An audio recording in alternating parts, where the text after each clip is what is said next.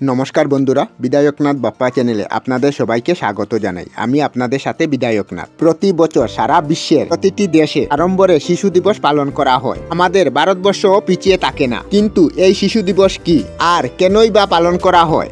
আর আমাদের ভারতবর্ষে 14 নভেম্বর দিনটিতে কেন শিশু দিবস পালন করা হয়, চলুন এ বিষয়ে বিস্তারিত জানা যাক। শিশু দিবস বা চিলড্রেন ডে শিশুদের অধিকার ও ভবিষ্যৎ সম্পর্কে এক সচেতনতার বার্তা দিবার দিবস।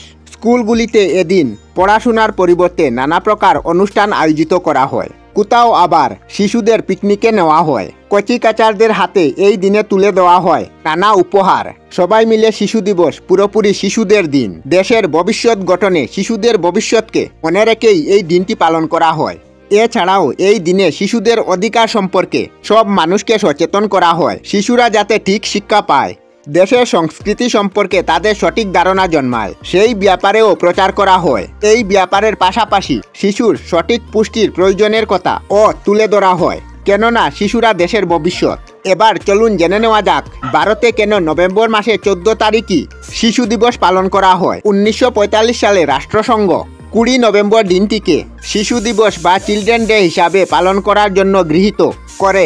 সেই ঘোষণা অনুসারে আমাদের দেশেও 20 নভেম্বর দিনটি শিশু দিবস হিসাবে পালিত হয়। কিন্তু 1957 সালে প্রথমবার 27 মে পণ্ডিত জওয়াহরলাল নেহরুর মৃত্যুর পর সর্বসম্মতভাবে সিদ্ধান্ত নেওয়া হয় প্রতি বছর 14 নভেম্বর দিনটিতে শিশু দিবস হিসাবে পালন করা হবে।